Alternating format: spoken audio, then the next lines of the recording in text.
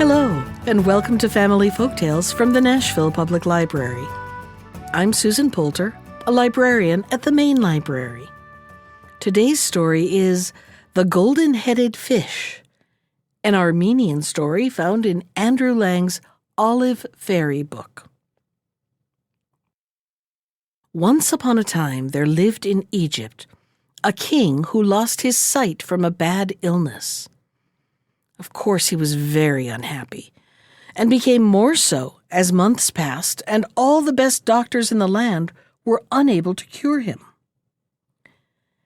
The poor man grew so thin from misery that everyone thought he was going to die. And the prince, his son, his only son, thought so too. Great was therefore the rejoicing through Egypt when a traveler arrived in a boat down the river Nile, and after questioning the people as to the reason of their downcast looks, declared that he was court physician to the king of a far country, and would, if allowed, examine the eyes of the blind man.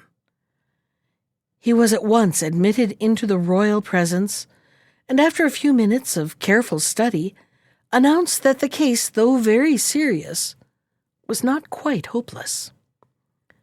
Somewhere in the great sea, he said, there exists a golden-headed fish. If you can manage to catch this creature, bring it to me, and I will prepare an ointment from its blood, which will restore your sight. For 100 days I will wait here. But if at the end of that time the fish should still be uncaught, I must return to my own master. The next morning the young prince set forth in quest of the fish, taking with him 100 men, each man carrying a net. Quite a little fleet of boats was awaiting them, and in these they sailed to the middle of the great sea. During 3 months they labored diligently from sunrise to sunset, but though they caught large multitudes of fishes, not one of them had a golden head. "It is quite useless now," said the prince on the very last night. "Even if we find it this evening, the 100 days will be over in an hour, and long before we could reach the Egyptian capital, the doctor will be on his way home. Still, I will go out again and cast the net once more myself." And so he did. And at the very moment that the 100 days were up, he drew in the net with the golden-headed fish entangled in its meshes. "Success has come, but as happens often, it is too late," murmured the young man, who had studied in the schools of philosophy. "But all the same, put the fish in that vessel full of water, and we will take it back to show my father that we have done what we could." But when he drew near the fish, it looked up at him with such piteous eyes that he could not make up his mind to condemn it to death. For he knew well that, though the doctors of his own country were ignorant of the secret of the ointment, they would do all in their power to extract something from the fish's blood. So he picked up the prize of so much labor and threw it back into the sea, and then began his journey back to the palace. When at last he reached it, he found the king in a high fever, caused by his disappointment, and he refused to believe the story told him by his son. "Your head shall pay for it! Your head shall pay for it!" cried he, and he bade the courtiers instantly summon the executioner to the palace. But of course somebody ran at once to the queen and told her of the king's order, and she put common clothes on the prince, and filled his pockets with gold, and hurried him on board a ship which was sailing that night for a distant land. "Your father will repent some day, and then he will be thankful to know you are alive," said she. "But one last counsel will I give you, and that is, take no man into your service who desires to be paid every month." The young prince thought this advice rather odd. If the servant had to be paid anyhow, he did not understand what difference it could make, whether it was by the year or by the month. However, He had many times proved that his mother was wiser than he, so he promised obedience. After a voyage of several weeks, he arrived at the island of which his mother had spoken. It was full of hills and woods and flowers, and beautiful white houses stood everywhere in gardens. "What a charming spot to live in," thought the prince, and he lost no time in buying one of the prettiest of the dwellings. Then servants came pressing to offer their services, but as they all declared that they must have payment at the end of every month, the young man, who remembered his mother's words, declined to have anything to say to them. At length, one morning, an Arab appeared and begged that the prince would engage him. "And what wages do you ask?" inquired the prince, when he had questioned the newcomer and found him suitable. "I do not want money," answered the Arab. "At the end of a year you can see what my services are worth to you, and can pay me in any way you like." And the young man was pleased, and took the Arab for his servant. Now, although no one would have guessed it from the look of the side of the island where the prince had landed, the other part was a complete desert, owing to the ravages of a horrible monster which came up from the sea and devoured all the corn and cattle. The governor had sent bands of soldiers to lie in wait for the creature in order to kill it, but somehow no one ever happened to be awake at the moment that the ravages were committed. It was in vain that the sleepy soldiers were always punished severely. The same thing invariably occurred the next time, and at last heralds were sent throughout the island to offer a great reward to the man who could slay the monster. As soon as the Arab heard the news, he went straight to the governor's palace. "If my master can succeed in killing the monster, what reward will you give him?" asked he. "My daughter, and anything besides that he chooses," answered the governor. But the Arab shook his head. "Give him your daughter and keep your wealth," said he, "but henceforward let her share in your gains, whatever they are." "It is well," replied the governor, and ordered a deed to be prepared, which was signed by both of them. That night the Arab stole down to the shore to watch, but before he set out, he rubbed himself all over with some oil, which made his skin smart so badly that there was no chance of his going to sleep, as the soldiers had done. Then he hid himself behind a large rock and waited. By and by, a swell seemed to rise on the water, and a few minutes later a hideous monster, part bird, part beast, and part serpent, stepped noiselessly onto the rocks. It walked stealthily up towards the fields, but the Arab was ready for it, and as it passed, plunged his dagger into the soft part behind the ear. The creature staggered and gave a loud cry, and then rolled over dead, with its feet in the sea. The Arab watched for a little while, in order to make sure that there was no life left in his enemy. But as the huge body remained quite still, he quitted his hiding place and cut off the ears of his foe. These he carried to his master, bidding him show them to the governor and declare that he himself and no other had killed the monster. "But it was you and not I who slew him," objected the prince. "Never mind. Do as I bid you.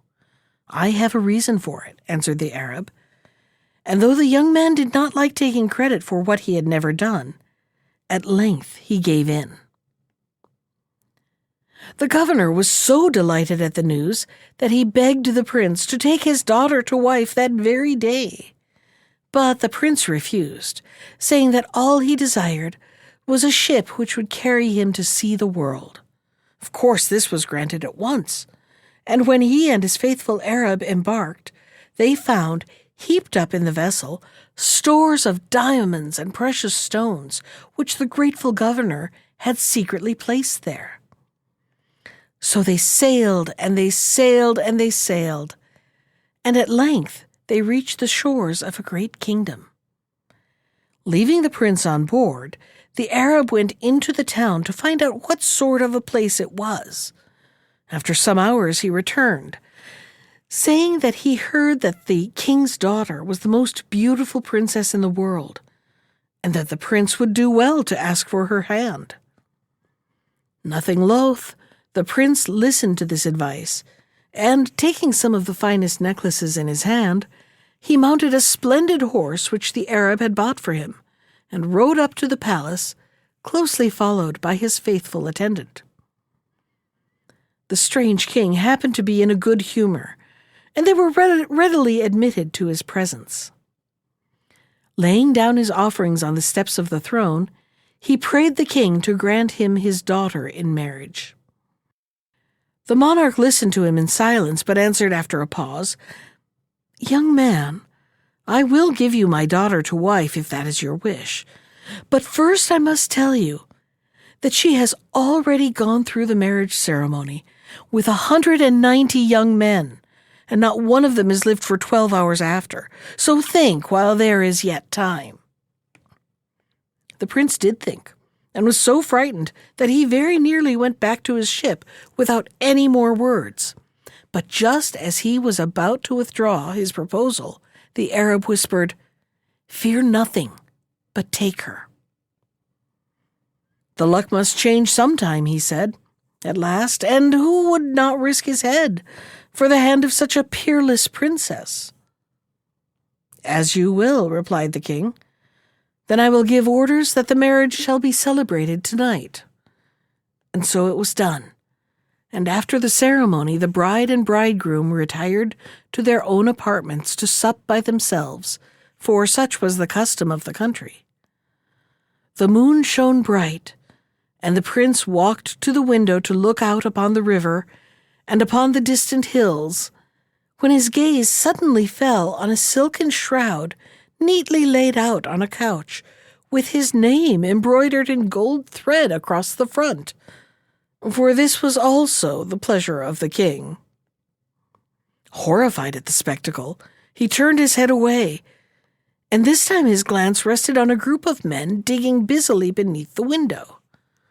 It was a strange hour for anyone to be at work, and what was the hole for? It was a curious shape, so long and narrow, almost like, yes, that's what it was. It was his grave that they were digging. The shock of the discovery rendered him speechless, yet he stood fascinated and unable to move. At this moment, a small black snake darted from the mouth of the princess, who was seated at the table, and wriggled quickly towards him. But the Arab was watching for something of the sort to happen, and seizing the serpent with some pincers that he held in one hand, he cut off its head with a sharp dagger. The king could hardly believe his eyes when, early the next morning, his new son-in-law craved an audience of his majesty. "What, you?" he cried as the young man entered. "Yes, I. Why not?" asked the bridegroom, who thought it best to pretend not to know anything that had occurred. "You remember, I told you that the luck must turn at last, and so it has. But I came to ask whether you'd be so kind as to bid the gardeners to fill up a great hole right underneath my window, which spoils the view." "Oh, certainly, yes, of course, it shall be done," stammered the king. "Is there anything else?" "No, nothing, thank you," replied the prince as he bowed and withdrew.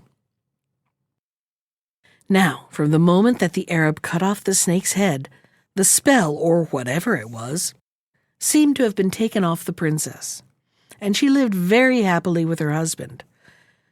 The days passed swiftly in hunting in the forests or sailing on the broad river that flowed past the palace, and when night fell, she would sing to her own harp, or the prince would tell her tales of his own country.